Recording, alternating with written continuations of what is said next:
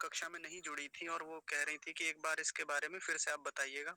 वैसे तो विस्तार से और भी बातें होंगी, पर एक बार मैं और छोटी-सी भूमिका इसकी रखे दे रहा हूँ। यज्ञ करने से पहले या कोई भी धार्मिक अनुष्ठान करने से पहले ऐसा संकल्प पाठ किया जाता है। और ये संकल्प पाठ इसलिए है ताकि हम अपनी एक ऐसी परंपरा से जुड़े रहें, जहाँ हमें काल गणना पता हो। नहीं तो आज हम अपनी काल गणनाएँ भूलते जा रहे हैं।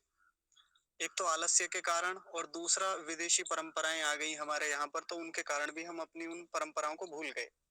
हमें यही पता नहीं है कि सृष्टि संवत कौन-सा चल रहा है, विक्रम संवत कौन-सा, या आज तिथि कौन-सी है, मास कौन-सा चल रहा है, ऋतु कौन-सी चल रही है, नक्षत्र कौन है जी, नहीं पता होता हमें। तो उसी जानकारी के लिए वो हमें ठीक-ठीक पता है कि हम उन पर बात कर पाएँ अच्छे से, याद रख पाएँ, तिथियों को समझ पाएँ। जैसा कि 1 जनवरी को बात हमने की थी कि हम भले ही कितना विरोध कर लें इस अंग्रेजी नववर्ष का, भले ही कितनी गाली दे लें अंग्रेजों को, कितना भी बुरा भला कह लें या उन लोगों को जो अंग्रेजी परंपरा को लेके आए हैं, लेकिन इस बात को तो नकार नहीं सकते ना हम कि हम भी तो उस परंपरा को आगे ला रहे हैं और अपनी परंपरा को पीछे छोड़े हुए हैं। हम भी कहीं न कहीं उसमें सहभागिता है हमारी भी। इसलिए संकल्प पाठ को हम सब लोग पहले अच्छे से सीख लें और इसका अच्छे से उच्चारण देखें, उन गणनाओं को देख लें। इसमें कुछ गणनाएँ ऐसी हैं जो बदलती नहीं हैं। जो बदलेंगी काफ़ी समय बाद बदलेंगी, जब बदलेंगी उन्हें तब देख लेंगे। लेकिन कुछ चीज़ें ऐसी हैं जो हर साल बदल जाती हैं। अब जब चैत्र शुक्ल प्रतिपदा आएगा तो इसमें थोड़ी-सी गणना बदल जाएगी। वो जब बदलेगी मैं आपको बता दूँगा। 1 महीने में गणना बदलेंगी, महीना बदल जाएगा, बस इतना होगा। जैसे चैत्र चल रहा है और अगला महीना जैसे ही आया तो फिर वैशाख, वहाँ वैशाख बोल देंगे संकल्प पाठ में। तिथियां बदलती हैं, वो तो हर दिन बदलती हैं, दिवस बदलता है वो हर दिन बदलता है, नक्षत्र बदलते हैं वो हर दिन बदलते हैं, किसी किसी एक दिन में 2 नक्षत्र भी आते हैं, ऐसा चलेगा। और अयन बदलता है, कभी उत्तरायण होगा कभी दक्षिणायन होगा, वो भी बहुत समय बाद बदलता है। तो ये बातें हमें पता रहनी चाहिए कि कब हमारी तिथि बदलती है, कब दिवस बदलता है, कब मास बदलता है, पक्ष कब बदलता है, शुक्ल पक्ष और कृष्ण पक्ष आते हैं ना, उसमें भी बदलाव आता है। और भी कई सारी चीजें बदलती हैं और इसमें बहुत सारी चीजें ऐसी हैं जो बदलेंगी नहीं, कम से कम हमारी आंखों के सामने तो बदलने वाली है नहीं। तो जैसे ये आप सृष्टि संवत्सर देख रहे हैं ना यहाँ पे, 1,96,08,53,124, तो इसमें बस ये पीछे के कुछ साल बदलेंगे हमारी आंखों के सामने, बस ये पीछे के। बाकी औरों को हम बदलते हुए देख भी नहीं सकते। हाँ, अगला जन्म ले लें, शरीर बदल लें और फिर से इसी धरा पे आके उपस्थित हो जाएं, या कहीं ऐसी पृथ्वी पे जाके हमारा जन्म हो, किसी ऐसे लोक में जन्म हो जहाँ यही संकल्प पाठ चलता हो तो शायद हम इनको बदलते हुए देखें। नहीं तो परमात्मा ने जब सृष्टि बनाई तो तब से ये जो वर्ष चल रहे हैं ये, इनमें बहुत थोड़ा सा परिवर्तन आता है। अब वो कैसे-कैसे आता है उन पर तो हम आगे बात करेंगे जब विस्तार से इसको खोलेंगे। इसके शब्दों का भी अर्थ देखेंगे और जानेंगे कि ये जो हमने पीछे उच्चारण सीखा है, इसका मतलब क्या है? क्योंकि संकल्प पाठ बोल के चले जाएँ और पता ना चले कि हम बोल के क्या चले गए या हमने क्या उच्चारण कर दिया, तो फिर लाभ थोड़ी है उसका कुछ। तो पहले आइए इसका उच्चारण एक बार फिर से मैं मोटा-मोटा ऊपर से बता देता हूँ, फिर इसके बाद नीचे की ओर देखेंगे जो हमने छोड़ा हुआ था। जी, देखिए पहले शीर्षक देखेंगे इसका। ये जो ऊपर शीर्षक है ये अथ। अथ संकल्प पाठः। संकल्प नहीं कहेंगे, संकल्प, पकार पूरा है ना, संकल्प पाठः, पाठः में विसर्ग है तो पाठः बोलेंगे। और एक बार कई बार यहाँ गलती होती है अथ शब्द में। मैं कहता हूँ अथ, कुछ लोग कहते हैं अथ, और कुछ इससे भी आगे जाके कह देते हैं अथः, अथः, यानी विसर्ग लगा देते हैं। तो अथः नहीं कहेंगे, अथ नहीं कहेंगे, क्या कहेंगे? अथ। थ थकार जो है वो पूरा रखेंगे, बस इतना रहेगा। तो ये सारा शीर्षक क्या हो जाएगा? अथ संकल्प पाठः। पहला शब्द ओम, ये तो आपका परिचित शब्द है। अगला शब्द देखिए तत् सत, यहाँ भी तकार हलंत, यहाँ भी तकार हलंत, तत् सत, ऐसा हो गया तत् सत। आसान है ना दोनों, तत् सत। अगला शब्द देखिए श्री, ब्रह्मणो, ब्रह्मणो, ये तो ब्रह्मा शब्द पर खूब बातें पिछले दिनों में हुई हैं। ब्रह्मणो, ब्रह्मणो नहीं बोलेंगे कभी, मकार को पहले और हकार को बाद में करें। ब्रह्मणो। अगला शब्द देखिए दिवसे, दिवसे नहीं बोलेंगे, वकार आधा नहीं होना चाहिए, पूरा ही रहना चाहिए, नहीं तो यहाँ भी गलत उच्चारण हो जाता है, दिवसे कह देते हैं। दिवसे। मैं जल्दी जल्दी बताऊंगा क्योंकि ये पीछे करवा दिया था। अगला शब्द देखेंगे द्वितीय। द्वि यहाँ वकार पर होता है ये ह्रस्व विकार। आप ऐसा ना समझे कि द पर बना हुआ है, ये व पर बना हुआ है, ये ई की मात्रा जो है। द्वितीय और तीय, तकार पर दीर्घ ईकार है ना, तो लंबा खींचेंगे थोड़ा सा, द्वितीय ऐसा। प्रहरोत्तरार्धे, प्रहरो, देखिए एक तकार और है यहाँ पर, दो ता बने हुए ना, एक तकार हलंत है और एक तकार पूरा है। प्रहर, प्रहरोत, पहले यहाँ रुक जाएंगे हल्का सा, यदि हमें तोड़ तोड़ के विग्रह करके सीखना है तो। प्रहरोत्तरार्धे, तरार्धे को अलग कर देंगे, संधि विच्छेद नहीं बता रहा मैं आपको, बस ऐसे अभी उच्चारण करने के लिए एक सरल सी शैली है ये। प्रहरोत्तरार्धे, दोनों का उच्चारण हो जाना चाहिए, दोनों तकार का, नहीं तो अगर कई बार जैसे सावधानी नहीं होती तो कैसे बोल के निकल जाते हैं हम, प्रहरोत्तरार्धे, वो एक ता को छोड़ देते हैं बीच में, बोलेंगे कैसे वो देख लीजिए एक बार फिर से पूरे का उच्चारण इस पूरे शब्द का। प्रहरोत्तरार्धे, तरार्धे ऐसा हो गया। अगला शब्द देखिए वयवस्वते, वय वकार पर अकार की मात्रा है वय, वस्वते, वयवस्वते, सकार हलंत है तो आधा ही रखेंगे उसको, वयवस्वते हो गया ना, वयवस्वते। आगे देखेंगे मनवंतरे, मनवंतरे, दोनों नकार हलंत हैं, मन ऐसा नहीं बोलेंगे, वन ऐसा भी नहीं बोलेंगे, कैसे बोलेंगे, मन वन, मन वन ऐसा, मन वन तरे हो गया। हाँ एक चीज और इसमें, मन वन त्रे, कई बार त्रे कह देते, त्रे, त्रे भी नहीं होना चाहिए, तरे, क्योंकि तकार पूरा है, अगर ये तकार हलंत होता आधा होता तो क्या बोल देते, मनवंतरे, ऐसा भी बोल जाते हैं कई बार लोग, जिनको ज्यादा उच्चारण से लेना देना नहीं होता, जिनको ये होता ही नहीं, कह रहे होने दो जैसा उच्चारण हो रहा है चलने दो, तो उनका तो ऐसे ही चलता है। तो मनवंतरे नहीं बोलेंगे, मनवंतरे, तरे ऐसा हम इसका उच्चारण करेंगे।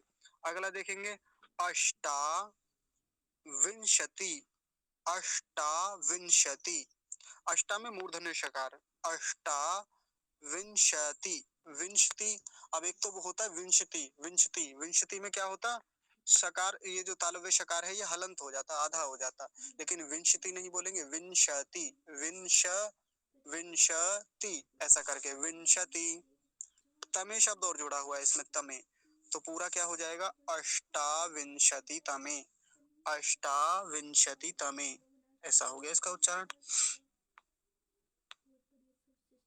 अगला शब्द देखिए कलियुगे, कलियुगे, अब वो जैसा मैं उस दिन बता रहा था, कुछ लोग क्या बोलते हैं कलयुग, जैसे कलयुग कह देते हैं, कलयुग नहीं होता कलियुग, कली, ह्रस्व विकार की मात्रा जरूर बोलेंगे, कलियुगे ऐसा करके, बस आसान है ये तो। अगला फिर से कली शब्द आया, कली प्रथम, प्रथम नहीं बोलेंगे, प्रथम ऐसा बोलेंगे, प्रथम। और चरणे नहीं कहेंगे, चरणे, बड़ी सावधानी रखने की आवश्यकता है इन कुछ वर्णों में, नहीं तो हमें आदत तो हिंदी की होती है ना, हिंदी में हम चरणे कह देते हैं, लेकिन यहाँ संस्कृत है तो चरणे ऐसा बोलेंगे, और हिंदी में प्रथम बोलते हैं, और यहाँ संस्कृत में क्या बोलेंगे, प्रथम, थकार भी पूरा मकार भी पूरा, प्रथम ऐसा। तो पूरा शब्द क्या बना एक बार फिर से देख लीजिए, कलि प्रथमाचरणे, कलि प्रथमाचरणे ऐसा। ये शब्द देखिए एक, हिंदी में क्या बोलते हैं एक, और संस्कृत में क्या बोलेंगे एक। और अगला शब्द क्या है इसमें जुड़ा हुआ, वृंद, वृंद नहीं बोलेंगे, हिंदी में तो वृंद बोल देते हैं, अभी क्या बोलेंगे, वृंद। पूरा शब्द क्या बन जाएगा दोनों को मिला के, एक वृंद ऐसा। ठीक है जी, आगे देखिए शर्ण, शर्ण, एक णकार हलंत और एक णकार पूरा है तो शर्ण, दोनों का उच्चारण आएगा, लेकिन पहले वाले का थोड़ा सा ही आ पाएगा क्योंकि आधा है, हलंत है। शर्ण, वती कोटि, वती, वती तकार पर ह्रस्व विकार है, छोटी की मात्रा है, जल्दी से बोलेंगे। और कोटि, कोटि में भी टकार पर ह्रस्व विकार है, तो जल्दी मात्राएं बोली जाएंगी, ये लंबा नहीं खींचेंगे कोई सी भी मात्रा को, पूरा क्या हो जाएगा, शर्ण, शर्णवती कोटि शरणवती कोटि ऐसा करके। अगला शब्द देखिए अष्टलक्ष। अष्टलक्ष मूर्धन्य शकार यहाँ भी है और मूर्धन्य शकार यहाँ भी है। जिनको इसका पता है वो जानते होंगे। एक बार फिर से देख लीजिए नए सदस्य। ये क्ष कैसे बनता है? ककार हलंत और मूर्धन्य शकार इन दोनों से मिलके बनता है ये, है ना। तो दोनों स्थानों पर मूर्धन्य शकारों का उच्चारण होना चाहिए। अष्टलक्ष, अष्टलक्ष ऐसा करके बोलेंगे अष्टलक्ष। अगला शब्द देखिए थोड़ा सा अजीब सा दिख रहा होगा ये, त्रिपंचा। इसको ले रहा हूं मैं पहले, त्रिपंचा शत, शत को अलग और सहस्र को अलग। त्रिपंचा, ये पंचा लिखा हुआ है, कभी आप इसे सोचें कि ये बड़ा अजीब सा लग रहा है, ये चकार के ऊपर क्या बना हुआ है ना। ये यकार हलंत चकार पूरा है। य होता है ना, च छ ज झ य, च वर्ग का जो अंतिम वर्ण होता है य होता है, तो ये वही वाला है पंचा। त्रिपंचा शत, शत तालव्य शकार का ध्यान रखेंगे, तकार हलंत है तो वहीं रुक जाएंगे, यानी को शत ऐसा नहीं बोलेंगे, शत सही उच्चारण क्या होगा? शत। त्रिपंचाशत। और ये शब्द क्या है इसमें अंत में? सहस्र। अब इसको सहस्त्र नहीं बोलेंगे, त्र बोलते हैं ना कई बार, त्र, तो त्र नहीं है, ये सहस्र, स्र होता है ये। शन्नो देवी रभिष्टय आपो भवन्तु पीतये शंयो रभिस्र। तो वहां भी सीखा था ना हमने संध्या के मंत्र में, रभिस्रवन्तु नः, तो वो रभिस्र, स के नीचे र होता है ये। दंतीय सकार हलंत और रेप पूरा। सागर भाई कुछ कह रहे हैं आप? जी भैया, ये स्र और स्त्र में अंतर कैसे मालूम पड़ेगा? और ये विमशति वाला जो शब्द है ना, तो मैंने तो इसको एक बार संस्कृत की मैंने वो कक्षा ली थी दाहोद में 10 दिन की, तो वो विमशति बोलते थे। तो ये विंशति विमशति में भी मैं थोड़ा भेद नहीं समझ पा रहा हूँ, तो ये दो चीज थोड़ी कंफ्यूज कर रही थी। हाँ जी, देखिए कुछ लोग ऐसा करते हैं, जैसे संस्कृत को पता है क्या बोलते हैं? संस्कृतम। जैसे वो संस्कृत संभाषण वाले कैसे क्या करते हैं, जो संस्कृत भारती या अन्य लोग हैं जो सिखाते हैं, वो संस्कृतम ऐसा बोलते हैं, संस्कृतम। तो अभी इसका ठीक ठीक बता पाना बड़ा कठिन है, संस्कृतम। पहले आप वो देखिए, आपने दूसरा क्या बताया था? हाँ, त्र और स्र का देखिए। त्रकार तो बिल्कुल स्पष्ट मिलेगा आपको, ऐसा बना हुआ बिल्कुल ऐसा, और स्र जो मिलेगा वो बिल्कुल ऐसा मिलेगा, ऐसे। ये त्र होता है, ये वाला स्र होता है, लिखा हुआ भी अलग ही होता है। अब आप सोचेंगे कि इनका फॉन्ट कुछ अलग होगा, तो देखिए बिल्कुल साफ है। वो त्र जो होगा वो बिल्कुल ऐसे, ऐसे ही दिखेगा, ऐसा। इसमें तो देखिए पहले स बना हुआ है दंतीय सकार, फिर इसी में त्र को जोड़ दिया ऐसे करके। सॉरी, रुक जाइए तनिक। भैया जब तक कुछ बोलूं मैं। हाँ हाँ बोलिए। भैया ऐसे स्त्र और स्र को लिख के बताओगे आप, दोनों में कैसे भेद पता कर सके हम? ये बताए तो, ये भेद है इसमें, ये स्र है ये त्र है। स के साथ में जोड़कर मैं आपकी बात नहीं। सहस्त्र, सहस्त्र, सहस्र हाँ जी दोनों हाँ। कैसे दिखेंगे देखने में? क्या? फिर से बोलिए। सहस्त्र और सहस्र दोनों देखने में कैसे दिखेंगे? दोनों में भेद कैसा होगा? क्षमा करना, बीच में पूछ लिया। कोई बात नहीं, देख लीजिए, क्योंकि फिर ये बाधा रह गई तो फिर रह ही जाएगी। ये भेद दिखेगा आपको, ये वाला। अब देखिए इसमें और इसमें अंतर नहीं है क्या? साफ साफ दिख रहा है। अच्छा, तो त्र के अंदर स नहीं जुड़ सकता ना कभी भी? नहीं नहीं नहीं, बिल्कुल नहीं। वो अच्छा हाँ, अच्छा अच्छा, वही मैं कंफ्यूज हो रहा था भैया। देखिए ये बिल्कुल अलग है, ये तो सकार हलंत और रेफ इन दोनों को मिलके बना हुआ है, और ये वाला तकार हलंत और रेफ को मिलके बना है ये।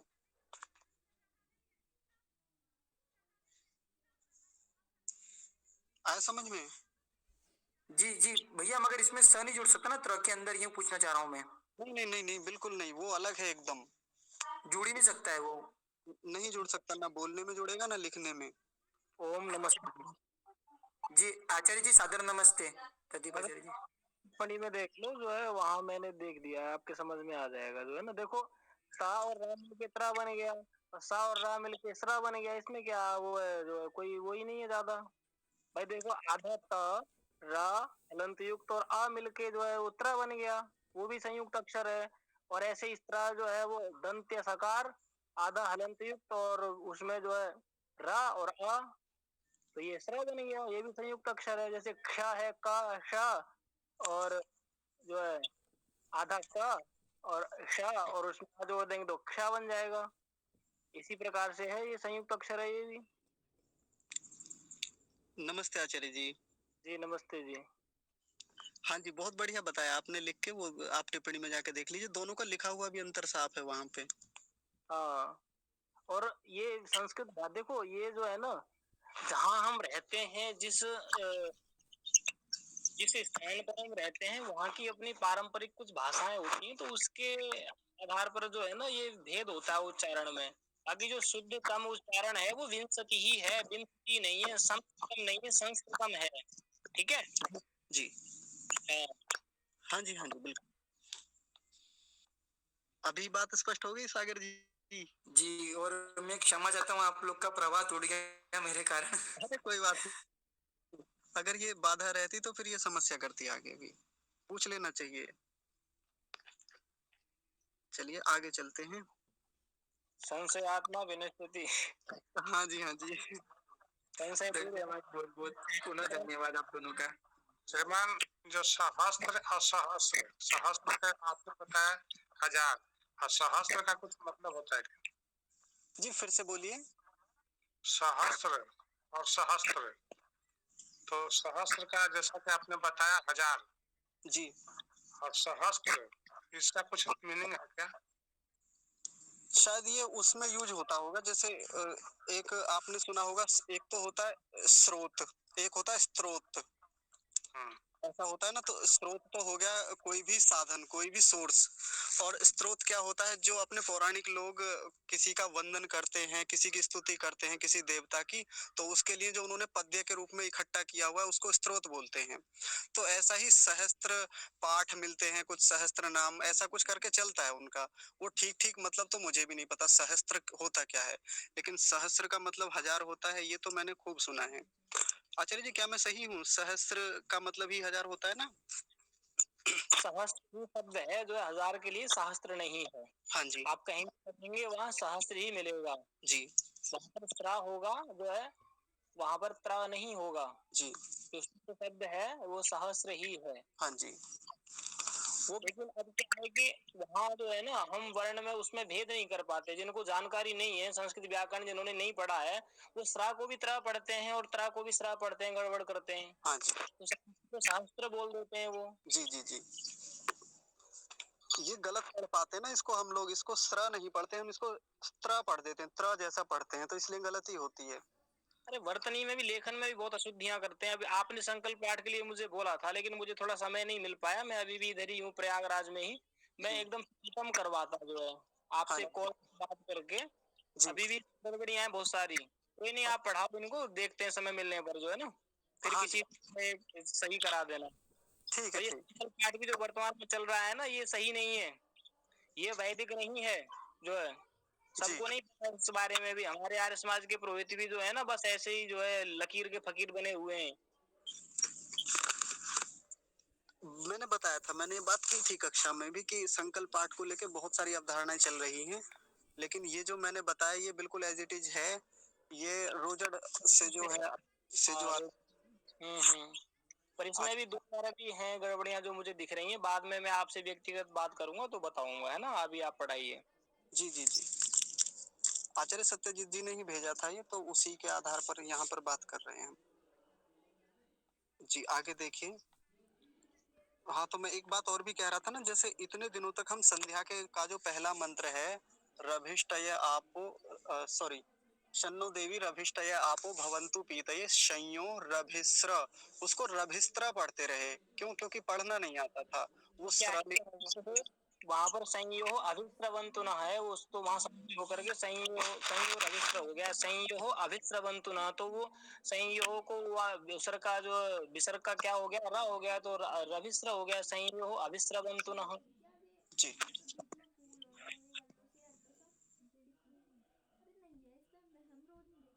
मैं केवल इसके बारे में कह रहा था कि यहाँ हम इसको त्र पढ़ते रहे संध्या में, और अब बहुत सारे लोग आज भी ऐसा ही पढ़ते हैं, लेकिन जिसको पता चलता है कि वो त्र नहीं स्र है, तो फिर समझ में आता है कि हाँ ये मामला कुछ और ही है। चलिए अगला शब्द देखते हैं, थोड़ा बड़ा शब्द है, आसान करेंगे इसे। चतुर, ये ऊपर रेफ बना हुआ है ना वकार के ऊपर, व पर पहले ह्रस्व विकार है और ऊपर जो रेफ बना हुआ है ऊपर, तो वो चतु के तुरंत बाद आएगा चतुर।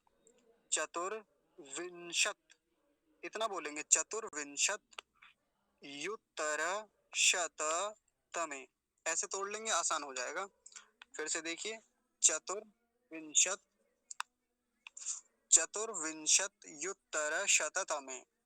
अब यहाँ देखिए, यहाँ एक गलती होती है, क्या बोलते हैं, चतुर्विंशत युत्तर, युत्तर ऐसा बोलते हैं, युत्तर, युत्तर नहीं युत्तर, रेफ को पूरा रखेंगे, नहीं तो ये रेफ बोलने में आधा कर दिया तो इसका मतलब होगा कि यहाँ बना हुआ है फिर ऊपर शकार के ऊपर।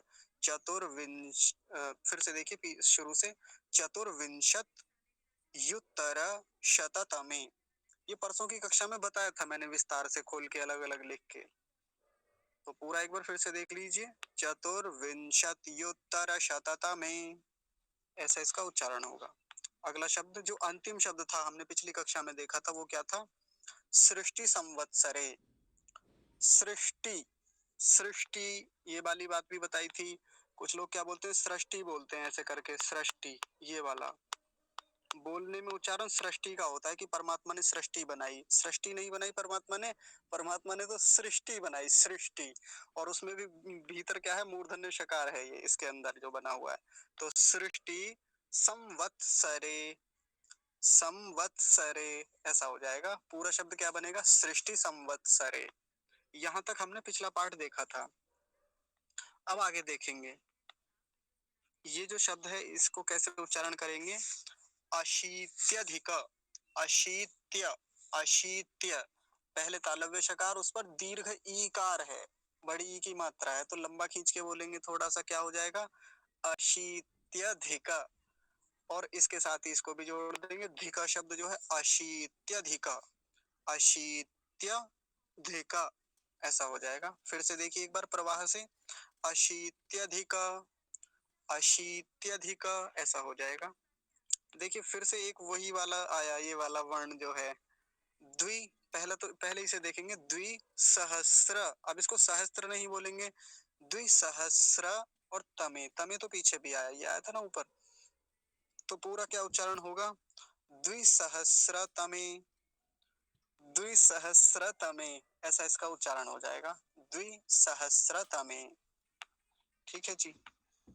वैक्रमाब्दे, वैक्रमाब्दे ऐसा इसका उच्चारण होगा। फिर से देखिए, इसको वय बोलेंगे, नहीं तो गलत भी उच्चारण क्या हो सकता है, यहाँ पे वे क्रमाब्दे हो सकता है, वे नहीं है, वय, वय, वकार, वकार पर ऐकार की मात्रा, वैक्रमाब्दे ऐसा। बाकी तो आसान है, इसमें कोई उतना कठिन नहीं है। अब देखेंगे अगला शब्द, ये नव नवत्य, नव नवत्य ऐसा करेंगे तो आसान हो जाएगा। धिक, इसको धिक नहीं बोलेंगे, जैसा पीछे भी आया था ना, ये अशीत्य धिक, अशीत्य धिक नहीं बोलेंगे, धिक, ककार पूरा है ना, अगर हलंत होता तो धिक बोल देते, अभी हलंत नहीं है तो क्या बोलेंगे, अशीत्यधिक। और ऐसे ही ये वाला नव नवत्यधिक ऐसा बोलेंगे, नव नवत्य नवत्य धिक, पूरा मिलके क्या बनेगा, नव नवत्यधिक ऐसा बन जाएगा। अगला शब्द देखेंगे, शततमे, शततमे, शत नहीं बोलेंगे, शत, तकार पूरा है ऐसा बोलेंगे, शततमे। अगला शब्द देखिए, दयानंदाब्दे, दयानंदाब्दे, दयानंद जी का नाम तो आप जानते होंगे, दयानंदाब्दे, आसान है, बहुत आसान शब्द है, कठिन नहीं है। अब आगे देखिए, रवि उत्तरायणे, रवि उत्तरायणे, आजकल उत्तरायण चल रहा है ना, तो इसलिए यहाँ पर उत्तरायण लिखा, और ये मैंने इसके लिए यहाँ पर डॉट डॉट डॉट डॉट ऐसे नहीं लगाया, मैंने सीधा सीधा लिख दिया, नहीं तो यहाँ पर भी डॉट बना के छोड़ा जाता है। अगर दक्षिणायन में है सूर्य, तो फिर यहाँ क्या लिखेंगे, दक्षिणायने, दक्षिणायने, जब वो बदलेगा तब मैं आपको बताऊंगा कक्षा में ही, लेकिन अभी तो यहाँ पर उत्तरायणे है तो उत्तरायणे ऐसा ही बोलेंगे। फिर से देखिए, एक गलत उच्चारण क्या हो सकता है इसका वो देख लीजिए पहले। उत्तरायणे, उत्त दोनों तकार को आधा कर देते हैं। उत्तरायणे ऐसा नहीं, उत्त दूसरा तकार जो है वो पूरा होगा। कैसे होगा फिर इसका उच्चारण? उत्तरायणे, उत्तरायणे ऐसा। ये बस छोटी सी सावधानी है। अब देखिए यहाँ मैंने गैप छोड़ा हुआ है ना, यहाँ पे ये डॉट डॉट बना हुआ है, तो यहाँ पर ऋतु लिखी जाएगी, जो ऋतु अभी चल रही है। कौन सी ऋतु चल रही है, कोई बताएंगे अभी? शरद। शरद ऋतु चल रही है। कोई और बताइए। शिशिर। हाँ जी, शिशिर ऋतु चल रही है। तो यहाँ पर शिशिर ऋतु, यहाँ पर शिशिर लिखेंगे। अभी तो हम शिशिर ही बोलेंगे ना, क्योंकि वही चल रही है। खाली मैंने इसलिए छोड़ा हुआ है क्योंकि बदलता रहता है। शिशिर, अब इसको शिशिर नहीं बोलेंगे, शिशिर तो हिंदी में कह देंगे। संस्कृत में क्या बोलेंगे? शिशिर। रेफ है ना, रेफ पूरा है तो पूरा बोलेंगे, हलंत नहीं लगाएंगे बोल के भी। शिशिर ऋतु, ऋतु, ऋतु नहीं बोलेंगे। ऋतु एक मात्रा होती तो ऋतु कह देते, लेकिन अभी दो मात्राएं हैं तो क्या बोलेंगे? ऋतु ऐसा। देखिए फिर एक एक डॉट डॉट एक खाली स्थान फिर से आया, और यहाँ पर क्या लिखेंगे हम? जो भी मास चल रहा है, मास से शब्द है ना, कौन सा मास चल रहा है कोई बताएंगे? पोष मास। हाँ जी, माघ। पौष मास चल रहा है, पौष।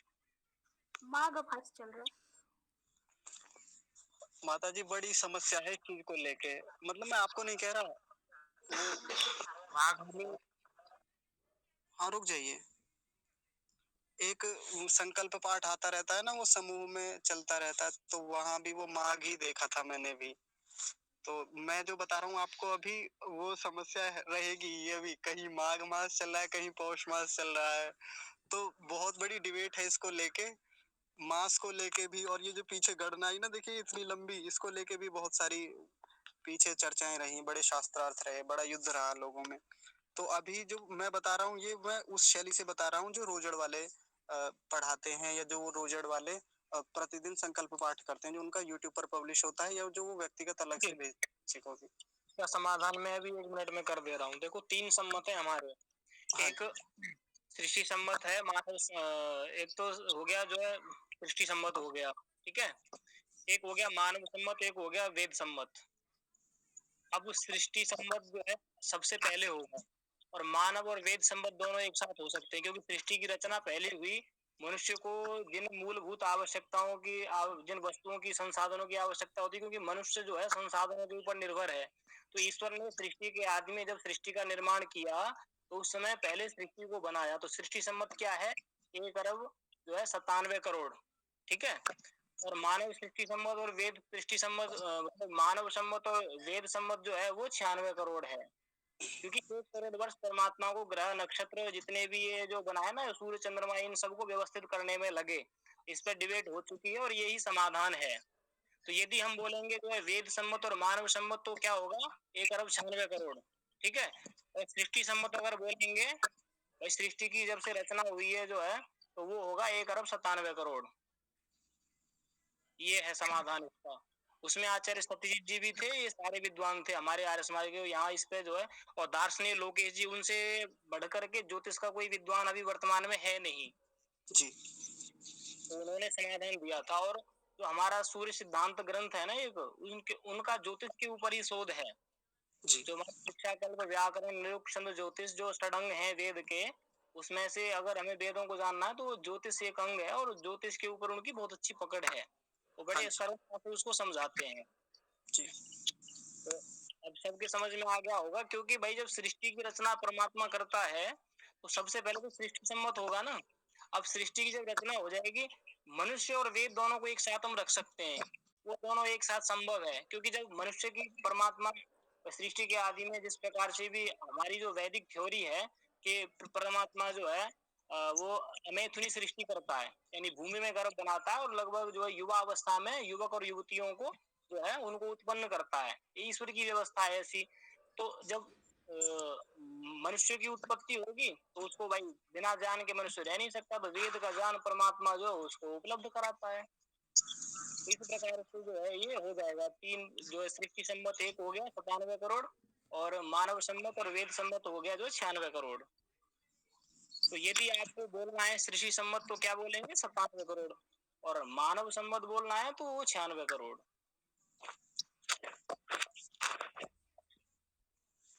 जी, वो तो खैर मुझे भी पता था सृष्टि संवत, मानव संवत और वेद संवत वाली जो बात है, लेकिन वहाँ सृष्टि संवत को लेके भी बहुत बड़ी चर्चा है, जिसको लेके बड़ी बाधाएं हैं अभी भी।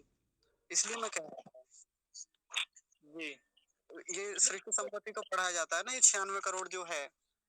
तो ये गलत पढ़ाया जाता है ना सृष्टि सम्मत जो है, इसको वो मानव सम्मत बोलना चाहिए ना, सृष्टि सम्मत बोलना ही नहीं चाहिए।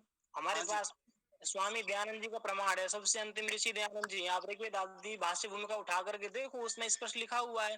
और उस समय जी, स्वामी जी ने ये लिखा है उसमें कि ये जो है ना आ बाल वृद्ध पर्यंतम ऐसे करके हमारा जो ये शाखोच्चार है ना, संकल्प पाठ, ये जी, हमारे आस में ये चलता हुआ आ रहा है, रामायण महाभारत तो पहले से काल से। तो ये प्रतिदिन की गणना हमें पता है जो है कि हम कौन कौन सा हमारा सृष्टि का भी ये दिन चल रहा है। तो उसमें स्वामी जी ने लिखा है, उसमें प्लस आप भी उसको देखेंगे, मैं आपको बता दूंगा तो आपको पता चल जाएगा। आप उसमें ऐड कर दो इतना जो है। अब उसके बाद में दयानंद जी का जो समय है, जो भी 150-200 वर्ष 250 जो भी है उनको, तो वो निकल आएगा एक्यूरेट। जी। मैंने देखा था वहाँ दयानंद जी के जन्म को लेके भी बड़ी डिबेट है। दयानंद जी के जन्म को लेके भी तो बहुत अभी टक्कर मार रहे हैं लोग आपस में, कि उनका जन्म तब हुआ था, कोई कह रहा है कि तब हुआ था। तो वो एक अलग शास्त्र का विषय नहीं है, वो तो एक उनकी जीवनी का विषय है जो है, वो अलग एक विषय है। लेकिन इसके लिए तो हमारे पास में प्रमाण उपलब्ध है ना नहीं जो तो है। उनका जीवन भी उसमें जोड़ा जाएगा कि दयानंद जी ने जब से वो लिखा है तब से उसमें ऐड करेंगे तो वो भी तो। तो देखिए भूमिका में लिखा हुआ है ना स्वामी जी ने उस समय जो है। जी, देखिए भाष्य भूमिका। हाँ जी। चलिए तो पहले इसे पूरा करते हैं, देखेंगे अभी।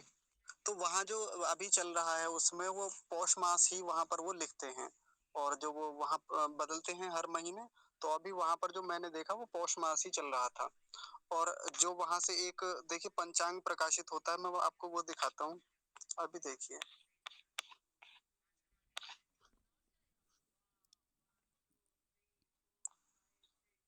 ये पंचांग है जो रोजड़ से प्रकाशित होता है। और इसमें ये देखिए आज 29 है ना, और ये सबसे पहले ऊपर देखिए जनवरी 2024 है ना, और इसके नीचे आइए 29 जो है ये, यहाँ पौष कृष्ण चतुर्थी लिखा हुआ है। ये पूर्वा फाल्गुनी नक्षत्र है इसमें। तो यहाँ तो पौष मास है। और वो भी जब वहाँ वो चलता है ना उनके यहाँ पे प्रतिदिन यूट्यूब पर, जो वहाँ वो संकल्प पाठ करते हैं, तो वहाँ भी पौष मास ही अभी उन्होंने लिखा हुआ है वहाँ पर। तो ये जो है ना थोड़ा सा 10-15 दिन का जो अंतर जो है ना, ये जो है ये जी, दार्शनिक मुकेश जी पहले ये भी इसी तरीके से, वर्तमान में जितने पंचांग है ना सारे अवैदिक हैं। जी, दार्शनिक लोकेश जी ने खूब जो है डिबेट के लिए चैलेंज किया हुआ है, और कोई किसी पौराणिक की इतनी हिम्मत नहीं है कि आकर के वो चैलेंज को एक्सेप्ट करे और वो जो है इस चीज पे बात करे। सारे अवैदिक हैं जितने भी हैं। और वो जो है प्रमाण देते हैं, बताते हैं जो है कि भाई ये वैदिक है। अब हम मकर संक्रांति वगैरह जितने पर्व हम मनाते हैं ना, तो उसमें अंतर आता है हाँ जी, हाँ जी। कि हमारे जितने भी दिवस हैं वो सूर्य की गणना की, देखो दो गणनाएं हैं जो है, तो चांद्रमास होते हैं और सूर्य मास होते हैं जो है, दो तरीके के पंचांग होते हैं। जी, तो ये उसी के आधार पर इन्होंने पौष मास सही है ये जो है, उसमें दिक्कत नहीं है। हाँ जी, तो वैसे अगर इनके अनुसार देखेंगे जो काशी वगैरह छपते हैं, तो वो फिर वो लगभग उसमें अंतर है कुछ जो है, वो माघ मास उनके हिसाब से। हाँ जी, यहाँ पर प्रचलन में वही है। बात तो ये है ना कि हम व्यवहार में किसको ज्यादा ला रहे हैं। अभी धीरे धीरे करके ये जो है, पहले रोजड़ वगैरह सब जगह जो है ना यही चल रहा था जो है, लेकिन जब उनके समझ में आया है कि बात हाँ ये सही है जो है भाई, देखो तर्क से हम बात को समझ सकते हैं और प्रमाण से समझ सकते हैं, तो जी, दोनों से समझ में अब गड़बड़ी पता है क्या हुई है। गड़बड़ी इस पे ना बिल्कुल गौतम नगर में बहुत डिबेट हुई थी जी, यहाँ पे। तो जो सूर्य सिद्धांत जिसका स्वामी जी ने रेफरेंस दिया है ना ऋग्वेद भाष्य भूमिका में, वो उपलब्ध नहीं है अभी। वो हाँ परोपकार में भी कहीं नहीं है भाई। जी, उस समय कुछ ऐसी पुस्तकें थी जो स्वामी जी, जब स्वामी जी का तो चले गए, स्वामी जी रहे नहीं, ऋग्वेद भाष्य उनका संस्कार विधि सत्याग्रह से लिख दिया, बाद में छपे हैं ये तो जो है उनके। तो उस समय जो है कुछ पुस्तकें, कुछ बक्से खुले नहीं थे। अब वो पता नहीं, अब गड़बड़, अब वर्तमान में जो सूर्य सिद्धांत उपलब्ध होता है वो वैसा नहीं है, उससे मेल नहीं खाता। अब हाँ, स्वामी इस पूरे सिद्धांत का रेफरेंस वहां दिया ऋग्वेद भूमिका में, वो अब उपलब्ध नहीं होता। समस्या ये है। तो यही तो मैं शुरू में कह रहा था, बहुत सारी बाधाएं हैं इसको लेके, बहुत सारी बहस हैं, चर्चाएं हैं। बाधाओं को भी दूर किया जा सकता है, हम शोध करेंगे इस पे और दूर करेंगे, हो भी रही है बाधाएं दूर। देखो पहले से जो विद्वान लोग हैं हाँ वो जी। समाधान तो, कर भी रहे हैं। हाँ, तो जब एक मत होगा तब उस एक मत को देखेंगे, जब सभी लोगों का एक मत आएगा। लेकिन इसलिए मैंने कहा, मैं बार बार उसी बात को कह रहा हूँ कि जब वो एक मत आएगा तब उस एक मत को देखेंगे बढ़िया से, उस पर भी बात करेंगे, और यदि हमें संशोधन सुधार की आवश्यकता हुई तब सुधार भी करेंगे। जो आज हम पढ़ रहे हैं, सीख रहे हैं, इसमें निश्चित सुधार करेंगे। लेकिन अभी तो कम से कम जो एक बड़ी संस्था चला रही है। ये तो बहुत ऊंची स्तर की बात है, प्राइमरी लेवल का तो जाने पहले, हाँ प्राथमिक जी, स्तर का तो हमें ज्ञान होना चाहिए, बोध होना चाहिए। हाँ जी, इसीलिए तो कम से कम ये जानकारियां तो हमें, इसीलिए ये लाया मैं इसको। अस्तु अग्रे वर्धयतु कक्षां, हाँ इदानीं। जी, देखिए, अब बात आएगी यहाँ, इसके बाद मास के बाद में पक्ष कौन सा चल रहा है। अभी तो कृष्ण पक्ष चल रहा है, और यहाँ क्या लिखेंगे, कृष्ण पक्षे। कृष्ण मूर्धन्य शकार नकार बाद में, और क्री होता है, ये कृष्ण नहीं होता, कृष्ण। और कृष्ण नहीं बोलेंगे, कृष्ण, नकार पूरा है ना। तो हमें तो अभी उच्चारण पर ज्यादा ध्यान रखना है कि उच्चारण क्या होगा। ये तो बाद में बहस चलती रहेगी, ये चीजें इधर उधर होंगी, जब होती रहेंगी तब इनमें कर लेंगे संशोधन। कृष्ण, और ये शब्द क्या होगा, पक्षे।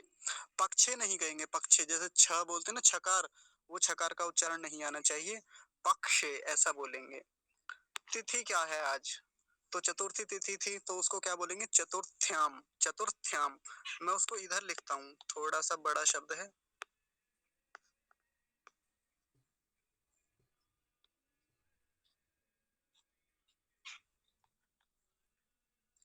ये केवल आज के लिए है, कल ये भी बदल जाएगी, कल को पंचमी तिथि आ जाएगी ना। तो आज तो ये देखिए, चतुर्थ्याम, थ्याम, थकार इसमें हलंत है, आधा है, चतुर्थ्याम। ऊपर अनुस्वार भी है यहाँ पर, ये देख लीजिए, ये वाला थोड़ा अच्छे से नहीं बना। चतुर्थ्याम तिथौ, तिथौ, तिथौ में थकार के बाद क्या है, औकार की मात्रा है। तिथौ, तिथो नहीं कहेंगे, तिथो, तिथो नहीं है, तिथौ ऐसा है, तिथौ। अब फिर बात आती है नक्षत्र की, तो अभी वो कैलेंडर में जो हमने देखा था, वो कौन सा नक्षत्र अभी चल रहा है, पूर्वा फाल्गुनी। पूर्वा फाल्गुनी नक्षत्र मैं यहाँ लिखे दे रहा हूँ। ये कल को फिर बदलेगा, बदलता रहता है ये भी, थोड़ा अच्छे से नहीं लिखा गया, आप समझ जाएंगे। पूर्वा फाल्गुनी, ये लकार हलंत है, पूर्वा फाल्गुनी नक्षत्रे।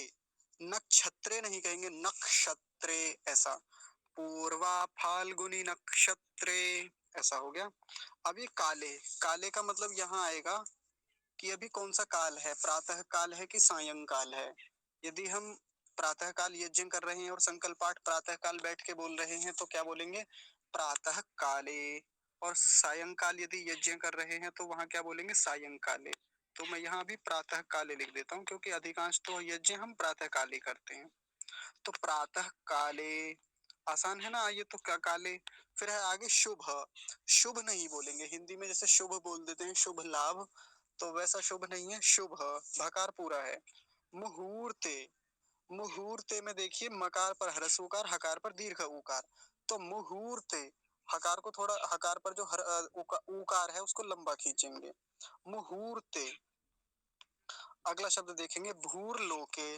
भूर, भूर लोके, भकार के बाद ये रेफ आ जाएगा, यानी भकार के बाद उकार, उकार के बाद रेफ, भूर लोके। और जो मैं हमेशा से कहता आया हूँ, इसको भूर लोके जल्दी से नहीं बोलेंगे, जैसे भूर भुवः में वो भुवः आता है ना, तो भुवः जल्दी से बोला जाता है, क्योंकि उस पर ह्रस्व उकार होता है। यहाँ पर दीर्घ उकार है, तो इसको लंबा ही खींचेंगे, और क्या होगा, भूर लोके, भूर लोके। अगला शब्द देखिए, जम्बू द्वीपे। जम्बू, जम्बू लंबी, ये बड़ी मात्रा है, तो इसको लंबा खींचेंगे थोड़ा सा, जम्बू द्वीपे, द्वीपे ऐसा होगा, द्वीपे। भरत खंडे, भरत, अब इसको भरत खंडे नहीं बोलेंगे, भरत, भरत, ऐसा भरत खंडे। आसान है फिर तो आगे, भरत खंडे। अपना देश का नाम आया अभी, आर्यावर्त। कहीं तो आर्यावर्तांत गते ऐसा भी बोल देते हैं, लेकिन यहाँ देखिए क्या लिखा है, आर्यावर्त देशांतर गते। पहले अपना ये देश का नाम देखिए, आर्यावर्त। कुछ लोग इसको गलत लिखते हैं, कुछ तो आर्यव्रत कह देते हैं, आर्यव्रत ऐसे, जिनको पता ही नहीं है ना, जानकारी के अभाव में ऐसा आर्यव्रत। और कुछ क्या लिखते हैं, अपने देश का नाम ऐसे लिखते हैं, आर्यावर्त।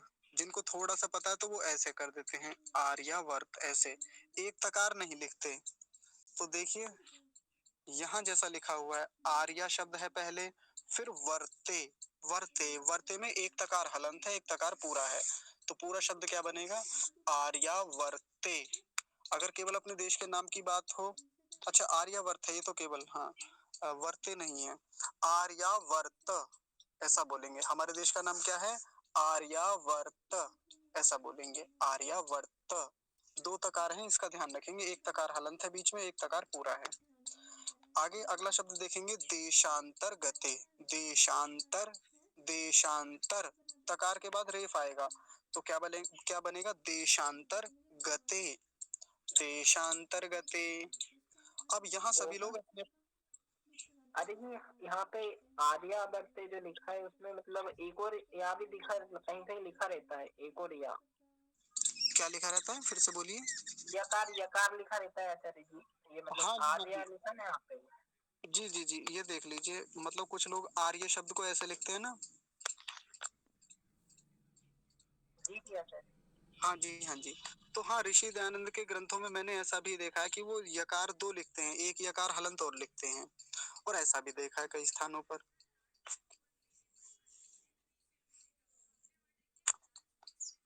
तो मुख्य रूप से तो यही ज्यादा देखने में आता है, ये वाला जिसमें यकार केवल एक है, आर्यावर्त। आगे देखिए, अब यहाँ अपने प्रदेश का नाम आप लोग लिख लेंगे, जैसे हमारे प्रदेश का नाम है उत्तर प्रदेश, उत्तर प्रदेश है, वो तो सीधा एक बार में उत्तर प्रदेश है, या उत्तर प्रदेश प्रदेश है, ऐसा भी कर सकते हैं। जैसे बिहार से हैं कोई, तो वो क्या लिखेंगे, बिहार प्रदेश है। जैसे कोई गुजरात से हैं तो वो क्या लिखेंगे, गुर्जर प्रांत प्रदेश है, उसको गुर्जर प्रांत भी बोलते हैं, वहां के संकल्प पाठ में गुर्जर प्रांत लिखा जाता है। कोई महाराष्ट्र से हैं तो वो क्या लिखेंगे, महाराष्ट्र प्रदेश है, ऐसा। तो ये तो अब आप अपने हिसाब से लिख लेंगे, अपने हिसाब से बोल लेंगे, जिसका जहाँ का जैसा भी है, जिसका जो जनपद है, जो जहाँ से हैं तो वो जनपद का नाम बोलेंगे। जैसे मैं हापुड़ जनपद से हूँ, हमारे यहाँ का जो जनपद है वो हापुड़ है, तो यहाँ क्या लिखेंगे, हापुड़ जनपदस्य, हापुड़ जनपदस्य। अब इसको जनपद नहीं बोलेंगे, जन, नकार पूरा है ना, तो नकार को पूरा रखेंगे, क्या उच्चारण होगा, जनपदस्य। यहाँ अगर किसी का और कोई, जैसे उसके शहर का नाम है, नगर का नाम है, या गांव में रहता है, तो वहाँ गांव का नाम लिख सकते हैं वो अपने, तो उसको करके बोल सकते हैं। जैसे हमारे गांव का नाम पसवाड़ा है, तो पसवाड़ा पुण्य, पुण्य भूमौ, पुण्य भूमौ, औकार की मात्रा है ना, तो पुण्य भूमौ ऐसा लिख देंगे, क्योंकि भूमि तो पुण्य ही है ना हमारे यहाँ की, तो बोलने में भी क्या जाता है। आगे देखिए, अद्य, अद्य आया ना, अद्य के बाद में फिर खाली स्थान दिया यहाँ पे, यहाँ पे फिर वही पुण्य भूमि में गांव का नाम लिखना है। हाँ, इससे पहले अपने गांव का, या अपने जो नगर है, या ऐसा क्षेत्र है कि जो प्रसिद्ध है। जैसे मान लीजिए, यहाँ तो गाजियाबाद की बात करता हूँ मैं, यहाँ गाजियाबाद लिखा, गाजियाबाद जनपद हो गया ना, गाजियाबाद जनपदस्य ये लिख दिया। इसके बाद मान लीजिए गाजियाबाद में कवि नगर नाम का एक स्थान है, या राजनगर नाम का स्थान है, तो यहाँ क्या लिखेंगे, राजनगर पुण्य भूमौ ऐसे लिख देंगे। जी जी हाँ जी। अद्य, ये अद्य बोलेंगे, इसको अध्य नहीं बोलेंगे, नहीं तो जैसे विद्या को विद्या बोल देते हैं ना, वैसे ही कुछ लोग अद्य को अध्य बोल देते हैं, गद्य शब्द को गद्य बोलते हैं, पद्य को पद्य बोलते हैं, तो वैसा नहीं बोलेंगे, ये अद्य है, अद्य। और ये दिया कैसे बनता है ये आप जानते हैं, संयुक्त वर्ण है ये, दकार हलंत और यकार इन दोनों से मिलकर बनता है, दिया बोलेंगे ना कि ध्य। तो अद्य हो गया, और फिर ये यहाँ वही बोल देंगे जिस वेला में, यानी जिस समय आप हवन कर रहे हैं या संकल्प पाठ बोल रहे हैं, प्रातः काल को बोल रहे हैं तो यहाँ प्रातः कालीन, और यदि आप सायंकाल बोल रहे हैं तो सायंकालीन। लेकिन एक बात ध्यान रखेंगे, जब ये शब्द बोलेंगे कालीन नहीं बोलेंगे, कालीन भैया है ना, वो वाला कालीन भैया नहीं आएगा, कालीन, न नकार पूरा है, कालीन, और लकार पर दीर्घ ईकार है, कालीन। ठीक है, ये हो जाएगा। अगला शब्द देखेंगे वेलायाम, वेलायाम। अब इसको बेला नहीं बनाएंगे, नहीं तो कुछ लोगों का तो बेला चलता है, बेला। जब हम बचपन में पढ़ते थे, सरस्वती शिशु मंदिर में पढ़ते थे ना, तो आजकल तो लोग कहते हैं पीरियड चल रहे हैं, पीरियड, तो वहाँ वेला चलते थे, वेला। आज अब पहली वेला लग गई, अब दूसरी वेला चल गई। अब जब पीरियड बोलते, आजकल तो ऐसे चलता है फर्स्ट पीरियड है, सेकंड पीरियड है, तो वहाँ वेला चलती थी, और वेला की बजाय हमें बेला पढ़ाया गया, बेला। ये बकार होता था ऐसे, क्योंकि सब लोग गलत ही बोलते थे, हम भी बेला बेला पढ़ के बड़े हुए। इसको बेला नहीं होता, वेला होता है, वेला। अब इसको वेला मत समझ लेना। वेलायाम है, वेलायाम, वेलायाम। आगे शब्द देखेंगे सुख। अगला शब्द सुख तो आसान है, लेकिन सुख नहीं बोलेंगे, बस ये ध्यान रखना है इसमें, सुख नहीं है, सुख। तनिक रुकिए, हाँ सुख। और इसके बाद कौन सा शब्द है, शांति। शांति तो आसान है। इसके बाद है समृद्धि, समृद्धि, समृद्धि, समृद्धि नहीं बोलेंगे, रद्धि, रेफ को पूरा रेफ नहीं है यहाँ पर, रिकार है, समृद्धि ऐसे। हितार्थम, हितार्थम आसान है ना, हितार्थम भी। आत्म कल्याणार्थम, आत्म, आत्म नहीं कहेंगे, आत्म कल्याणार्थम ऐसे। अगला शब्द रोग, रोग नहीं कहेंगे, रोग। शोक, शोक भी नहीं कहेंगे, शोक। निवारणार्थम, निवार, निवार, रे पूरा होगा, निवारणार्थम, अणार्थम, निवारणार्थम। च, च नहीं बोलेंगे, च बोलते हैं ना कई बार लोग, च, च नहीं, च। ठीक है, अस्माभिरत्र। अब देखिए रेफ अलग है और त्र अलग है, बिल्कुल कभी इसको भी स्र समझ लें कि ये भी स्र बना हुआ, स्त्र नहीं है, ये एकदम अलग अलग है दोनों। अस्माभिरत्र, अस्माभिरत्र ऐसे, अस्माभिरत्र। देव यज्ञः, देव नहीं बोलेंगे, देव यज्ञः। और यज्ञ नहीं बोलेंगे, जैसे कुछ लोग यज्ञ करते हैं, यज्ञ नहीं होता, यज्ञ, यज्ञः। और विसर्ग भी है साथ में, तो क्या बोलेंगे, देव यज्ञः। क्रियते, क्रियते, ये शब्द आ गया ना। तो यहाँ पर ये संकल्प पाठ के जो कठिन शब्द थे उनका उच्चारण हमने देख लिया है। ठीक है, यदि अभी भी किसी को किसी शब्द के उच्चारण में कोई बाधा आ रही हो तो आप बताइए।